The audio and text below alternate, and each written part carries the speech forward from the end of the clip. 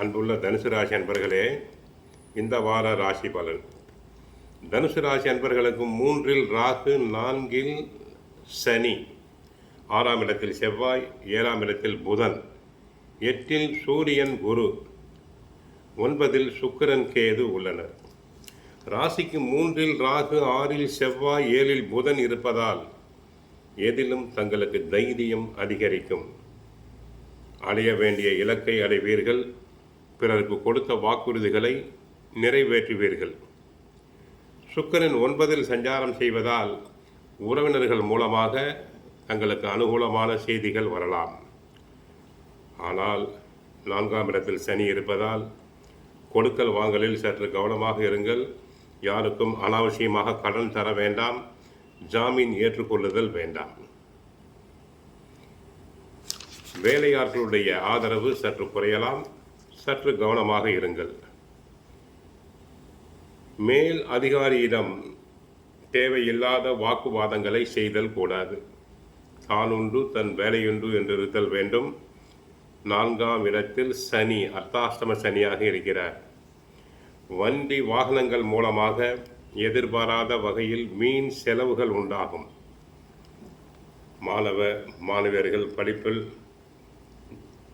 நன்றாக செயல்படுவர், நன்கு படிப்பர். அதே நேரத்தில் கெட்ட சகவாசம் இல்லாமல் பார்த்து கொள்ள வேண்டும், அவசியம். கல்வி, தொழில், வியாபாரம் நன்றாக இருக்கும். அபரிமிதமான பண வரவுகள் உண்டு.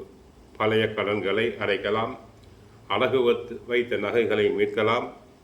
அசையும் அசையா சொத்துக்களில் தாங்கள் முதலீடு செய்வீர்கள். 6இல் உள்ள செவ்வாய், 3இல் உள்ள ராகு உங்களுக்கு நடைபெறும் எதிர்மறை பாதிப்புகளை குறைத்து பாக்கியம் அதிகரிக்கும். வேலை மாற்றம் எதிர்பார்த்தவர்களுக்கு நல்ல வாய்ப்புகள் கிடைக்கலாம். கலைத்துறை வெற்றிகரமாக நடைபெறும். சுக்கிரன் சாதகமாக இருப்பதால் கலைத்துறை அன்பர்களுக்கு அபரிமிதமான பண வரவு. சிலர் கலை நிகழ்ச்சிகளுக்காக வெளி மாநிலங்கள், வெளிநாடுகளுக்கு சென்று வரக்கூடிய வாய்ப்பு உண்டு. பண வரவுகள் அபரிமிதமாக இருக்கும். அதே நேரத்தில் அவசரமாக யாருக்கும் தேவையில்லாத வாக்குறுதி கொடுக்க வேண்டாம். தேவையில்லாத விவாதத்தில் ஈடுபடக்கூடாது.